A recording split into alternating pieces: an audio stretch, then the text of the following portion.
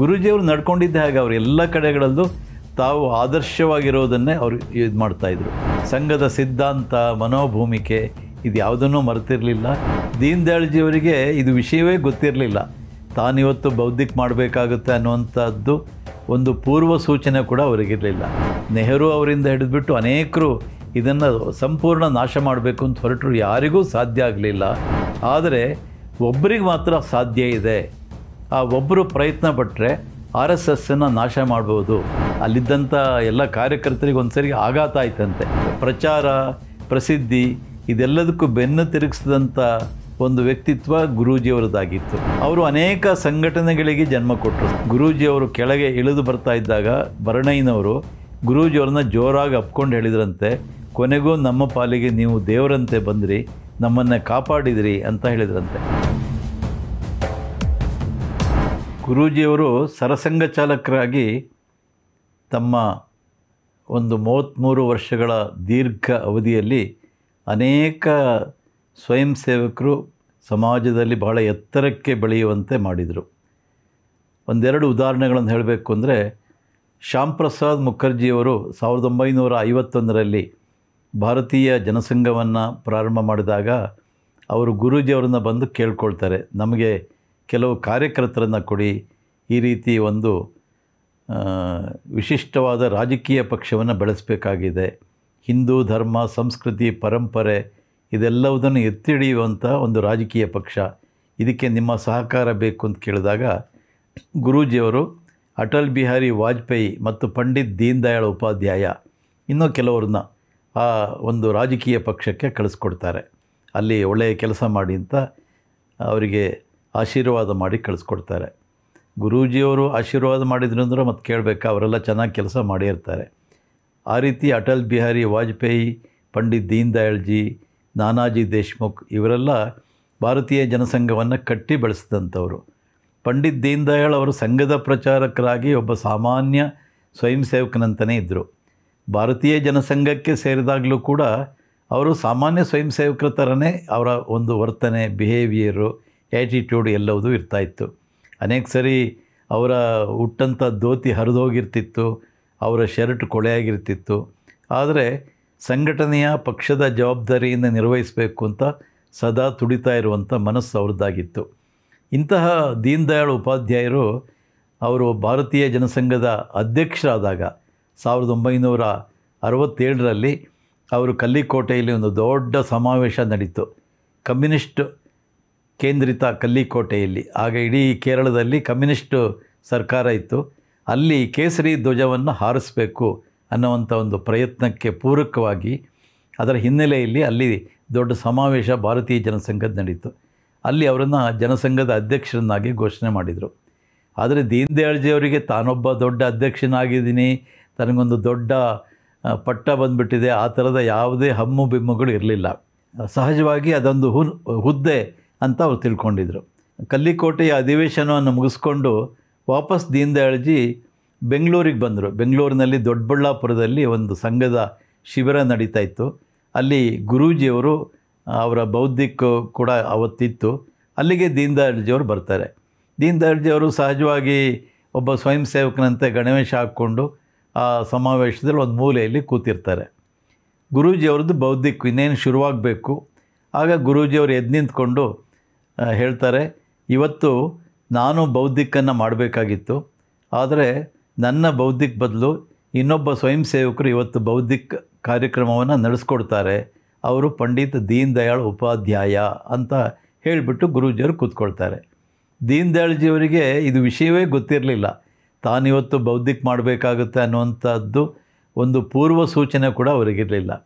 ಆದರೆ ಸಂಘದ ಸೂಚನೆ ಸ್ವತಃ ಸರಸಂಘ ಚಾಲಕರು ಹೇಳಿದ್ದಾರೆ, ಹಾಗಾಗಿ ಪಾಲಿಸಬೇಕು ಅಂತ ಹೇಳಿ ಎದ್ದು ನಿಂತ್ಕೊಂಡು ಆ ವೇದಿಕೆ ಮುಂಭಾಗಕ್ಕೆ ಹೋಗಿ ಅವರು 1 ಗಂಟೆ ಕಾಲ ಬೌದ್ಧಿಕ ಮಾಡಿದರು. ಯಾವುದೇ ಪೂರ್ವ ಸೂಚನೆ ಇಲ್ಲದೆ ಸಂಘ ಬೆಳೆದು ಬಂದ ಬಗ್ಗೆ, ಸಮಾಜದಲ್ಲಿ ಸಂಘ ಮಾಡ್ತಾ ಇರುವಂಥ ಕಾರ್ಯಚಟುವಟಿಕೆಗಳು ಮತ್ತು ಸಂಘದ ಅವಶ್ಯಕತೆ ಸಮಾಜಕ್ಕೆ ಎಷ್ಟಿದೆ, ಈ ಥರ ಎಲ್ಲವುದನ್ನು 1 ಗಂಟೆಯ ತಮ್ಮ ಭಾಷಣದಲ್ಲಿ, ತಮ್ಮ ಬೌದ್ಧಿಕನಲ್ಲಿ ಪಂಡಿತ್ ದೀನ್ ದಯಾಳ್ಜಿಯವರು ಹೇಳ್ತಾರೆ. ಅಂದರೆ ಅವರು ರಾಜಕೀಯ ಪಕ್ಷದ ಅಧ್ಯಕ್ಷರಾಗಿದ್ದರೂ ಕೂಡ ಸಂಘದ ಸಿದ್ಧಾಂತ, ಮನೋಭೂಮಿಕೆ ಇದು ಯಾವುದನ್ನೂ ಮರೆತಿರಲಿಲ್ಲ. ಮತ್ತು ಅದರಲ್ಲಿ ಅವರು ಸಮರಸರಾಗಿದ್ದರು ಅನ್ನೋದಕ್ಕೆ ಇದೊಂದು ಉದಾಹರಣೆ. ಹೀಗೆ ಅವರು ದೀನ್ ದಯಾಳ್ಜಿ ಅವತ್ತು ಶಿಬಿರದಲ್ಲಿ ಒಬ್ಬ ಸಾಮಾನ್ಯ ಸ್ವಯಂ ಸೇವಕನಂತೆ ಬೌದ್ಧಿಕನ್ನು ಮಾಡಿದರು. ಪಂಡಿತ್ ದೀನ್ ದಯಾಳ್ಜಿ ಅವರು ಮುಂದೆ ಅವರ ಹತ್ಯೆ ಆಗುತ್ತೆ. ಮೊಘಲ್ ಸರಾಯಿ ರೈಲ್ವೆ ನಿಲ್ದಾಣದಲ್ಲಿ ಯಾರೋ ದುಷ್ಕರ್ಮಿಗಳು ಅವರನ್ನು ಸಾಯಿಸ್ತಾರೆ. ಅದು ಬೇರೆಯೇ ಒಂದು ಘಟನೆ. ಆ ಸಂದರ್ಭದಲ್ಲಿ ಗುರೂಜಿಯವರಿಗೆ ತುಂಬ ಆಘಾತ ಆಗುತ್ತೆ. ತಾನೇ ಕೈಯಾರೆ ಬೆಳೆಸಿದಂಥ ಜನಸಂಘಕ್ಕೆ ಕೊಟ್ಟಂಥ ಒಬ್ಬ ಕಾರ್ಯಕರ್ತ ಹತ್ಯೆ ಆಯಿತು ಅಂತ ಕೇಳಿ ಅವರಿಗೆ ಒಂದು ಸಿಡಿಲಿನ ಆಘಾತವಾಗುತ್ತೆ. ಬೇರೆಯವರಿಗೆ ಎಷ್ಟು ಆಘಾತವಾಗಿತ್ತು ಅದೇ ಥರ ಗುರೂಜಿಯವ್ರಿಗೆ ಕೂಡ ಬಹಳ ದುಃಖ ಆಗುತ್ತೆ.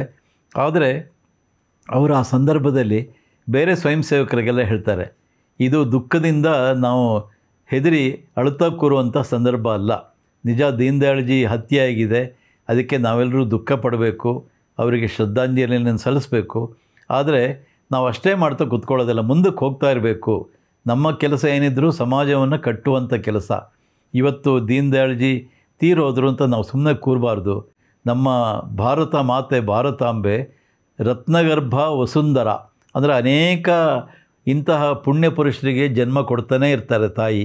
ಹಾಗಾಗಿ ಮುಂದೆ ಇನ್ನೊಬ್ಬರು ಹುಟ್ಬೋದು, ಹಾಗಾಗಿ ನಾವು ಮುಂದಕ್ಕೆ ಹೋಗೋಣ ಅನ್ನುವಂಥ ಮಾತನ್ನು ಅವರು ಹೇಳ್ತಾರೆ. ಹೀಗೆ ಅವರು ಸ್ವಯಂ ಸೇವಕರಿಗೆ ಒಂದು ಪ್ರೇರಣೆಯನ್ನು ಕೊಡ್ತಾರೆ. ಈ ರೀತಿ ಅನೇಕ ಒಂದು ಆದರ್ಶಗಳನ್ನು ಗುರೂಜಿಯವರು ಹಾಕ್ಕೊಟ್ಟಿದ್ದಾರೆ ಅಂತ ಹೇಳ್ಬೋದು. ಒಮ್ಮೆ ಟೈಮ್ಸ್ ಆಫ್ ಇಂಡಿಯಾದ ಒಂದು ಸೋದರ ಪತ್ರಿಕೆ ಧರ್ಮಯುಗ ಅಂತ ಅದರ ಹೆಸರು, ಆ ಧರ್ಮಯುಗದವರು ಒಂದು ಕಾರ್ಯಕ್ರಮವನ್ನು ಹಮ್ಮಿಕೊಂಡಿದ್ರು. ಅದೇನು ಅಂದರೆ, ದೇಶದಲ್ಲಿರುವಂಥ ದೊಡ್ಡ ದೊಡ್ಡ ನಾಯಕರಿಗೆಲ್ಲ ಒಂದು ಪತ್ರವನ್ನು ಬರೆದು ನಿಮ್ಮ ಜೀವನದ ಸಂದೇಶ ಏನು ಸಂಕ್ಷಿಪ್ತವಾಗಿ ತಿಳಿಸಿ ಅಂಥೇಳಿ ಪತ್ರ ಬರೆದಿದ್ದರು.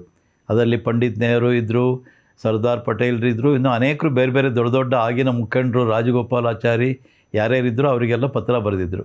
ಗುರೂಜಿಯವ್ರಿಗೆ ಕೂಡ ಪತ್ರ ಬರೆದಿದ್ದರು. ಸರಿ, ಅದೊಂದು ಸಂಚಿಕೆ ಮಾಡಬೇಕು ಅಂತ ಅವ್ರದ್ದೆಲ್ಲ ಧರ್ಮಯುಗದ್ದೊಂದು ಪ್ಲ್ಯಾನ್ ಇತ್ತು.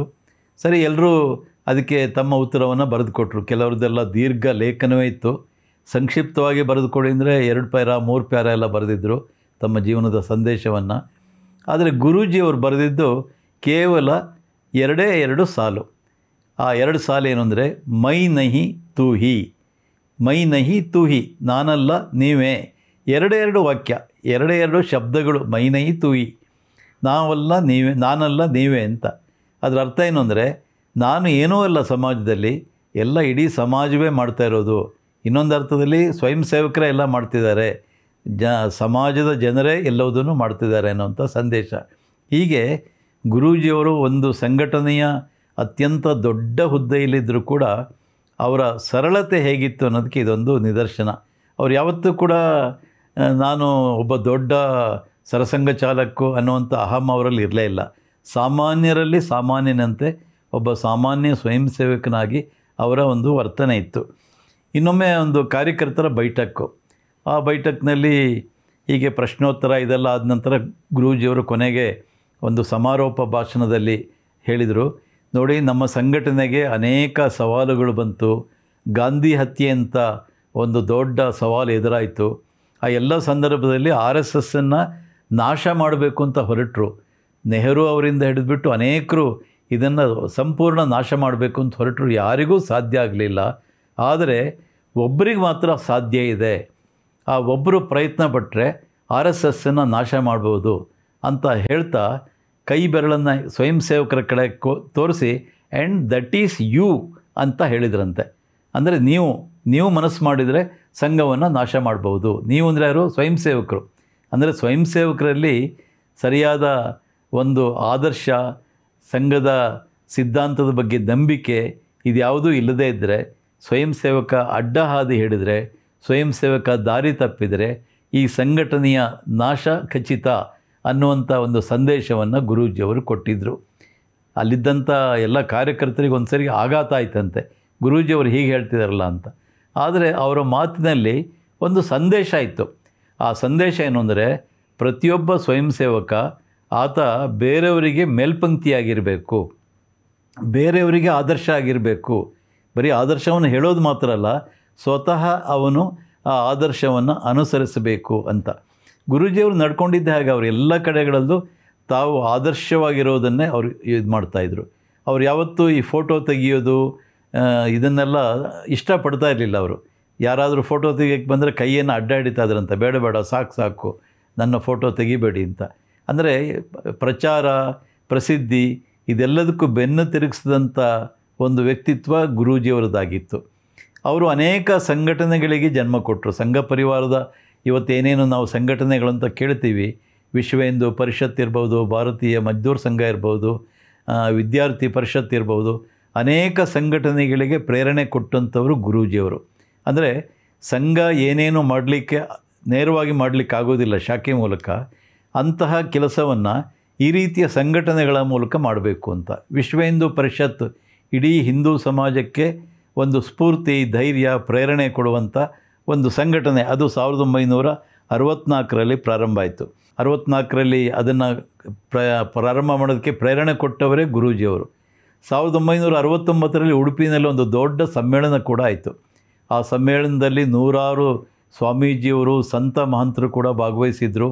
ಅಲ್ಲಿ ಒಂದು ವಿಶೇಷವಾದ ಒಂದು ಇದನ್ನು ತಗೊಂಡ್ರು, ಒಂದು ಗೊತ್ತುವಳಿಯನ್ನು, ಒಂದು ರೆಸಲ್ಯೂಷನ್.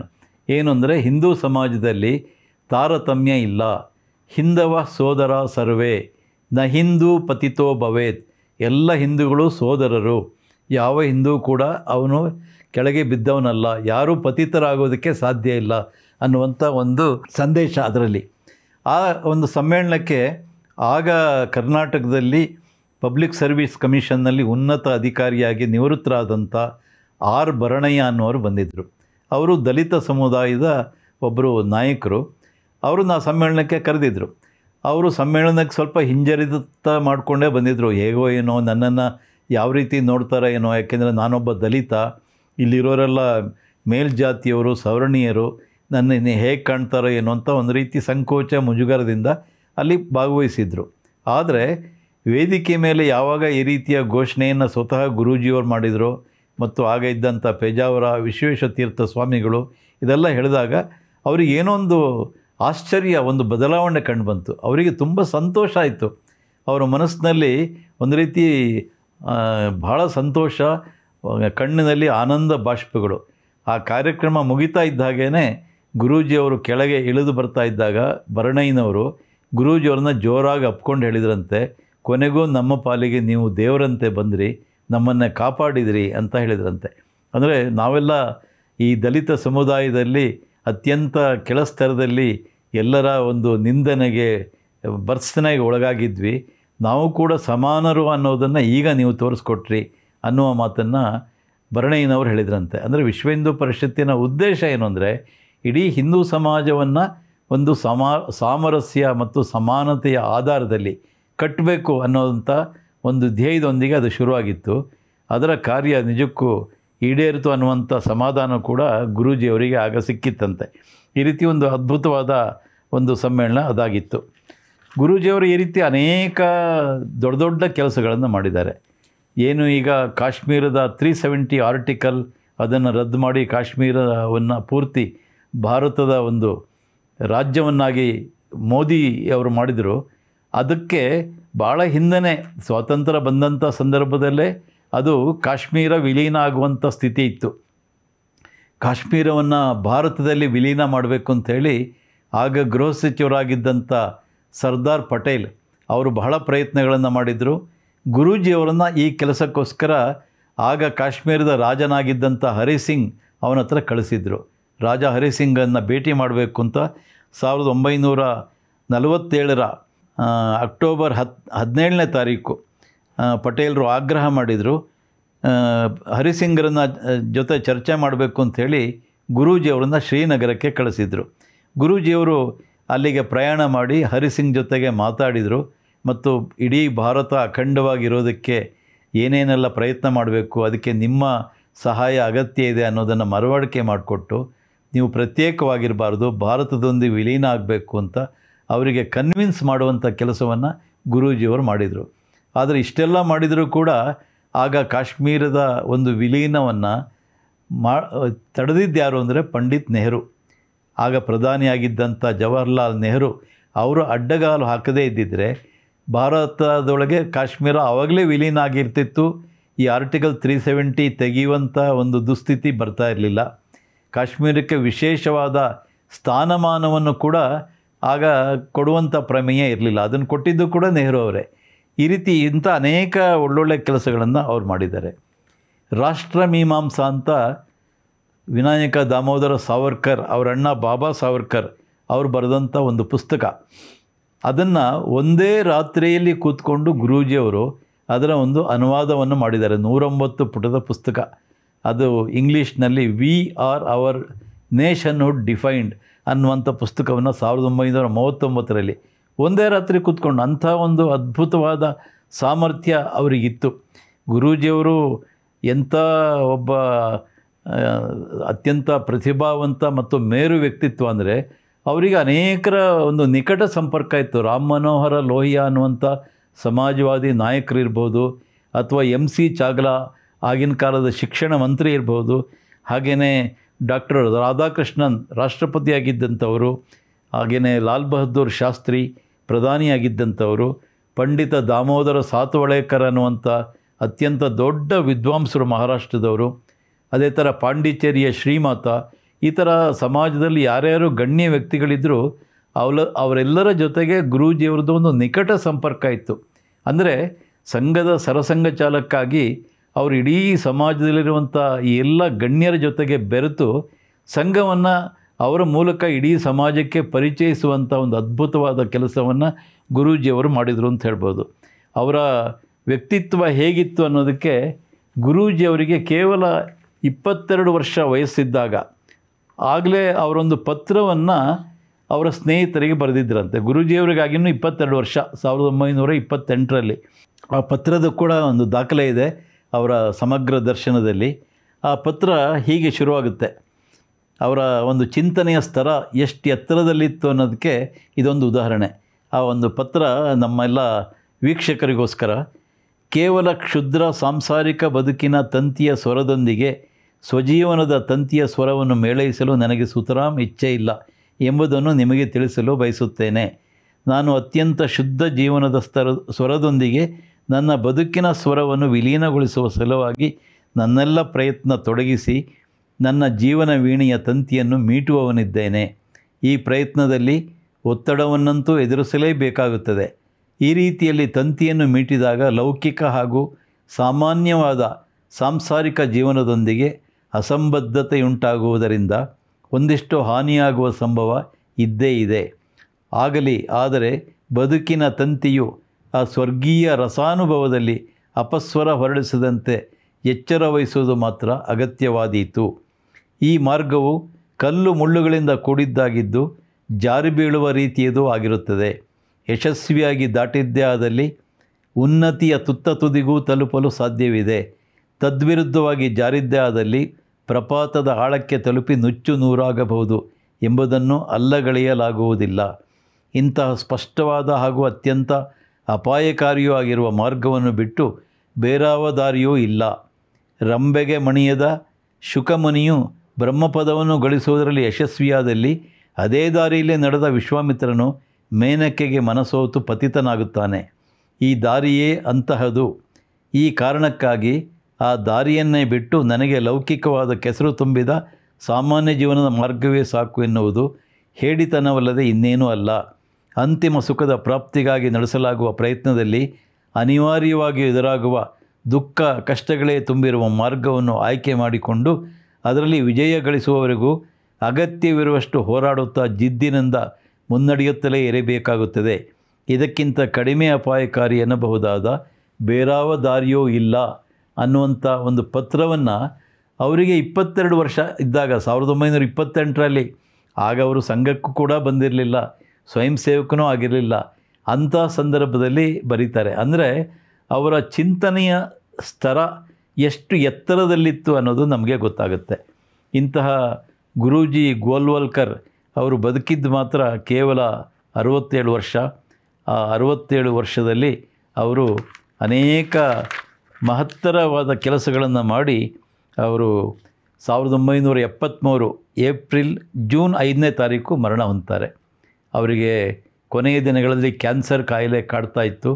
ಆ ಕ್ಯಾನ್ಸರ್ನಿಂದ ಇದ್ದರೂ ಕೂಡ ತಮ್ಮ ಪ್ರವಾಸವನ್ನು ಮುಂದುವರಿಸ್ತಲೇ ಇದ್ದರು. ಕೊನೆಗೆ ಕಾಯಿಲೆ ತುಂಬ ವಿಷಮ ಸ್ಥಿತಿಗೆ ಹೋದಾಗ ಅವರು ಜೂನ್ 5ನೇ ತಾರೀಕು ತಮ್ಮ ಕೊನೆಯ ಪ್ರಾರ್ಥನೆಯನ್ನು ಮುಗಿಸಿ, ಕೂತಲ್ಲೇ ಪ್ರಾರ್ಥನೆಯನ್ನು ಮುಗಿಸಿ ರಾತ್ರಿ ನಿಧನವಾಗ್ತಾರೆ. ಗುರೂಜಿಯವರು ನಿಧನರಾಗಿರ್ಬೋದು, ಆದರೆ ಆ ಗುರೂಜಿಯವರ ಬದುಕಿನಲ್ಲಿ ಅನೇಕ ಸಾಧನೆಗಳು ಮತ್ತು ಅವರ ಸಂದೇಶಗಳು ಇವತ್ತಿನ ಸಂಘದ ಕಾರ್ಯಕರ್ತರಿಗೆ ಅಷ್ಟೇ ಅಲ್ಲ, ಸಾರ್ವಜನಿಕ ಜೀವನದಲ್ಲಿ ಕೆಲಸ ಮಾಡುವಂಥವರಿಗೆ ಪ್ರೇರಣೆಯನ್ನು, ಸ್ಫೂರ್ತಿಯನ್ನು ಕೊಟ್ಟಿದ್ದಾರೆ ಅಂತ ಹೇಳಿದರೆ ಅದರಲ್ಲೇನೂ ಅತಿಶಯೋಕ್ತಿ ಇಲ್ಲ. ಗುರೂಜಿಯವರ ಜೀವನದ ಬಗ್ಗೆ ಹೇಳಬಹುದಾದ ಸಂಗತಿಗಳು ಸಾಕಷ್ಟಿದೆ. ಆದರೆ ಅವರ ಒಂದು ಸಂಕ್ಷಿಪ್ತ ಜೀವನದ ಪರಿಚಯ, ಒಂದು ಸಂಕ್ಷಿಪ್ತ ನೋಟ, ಒಳನೋಟ, ಅದನ್ನು ಜನರಿಗೆ ತಿಳಿಸುವಂಥ ಒಂದು ಸಣ್ಣ ಪ್ರಯತ್ನ ಇದು. ನಮಸ್ಕಾರ.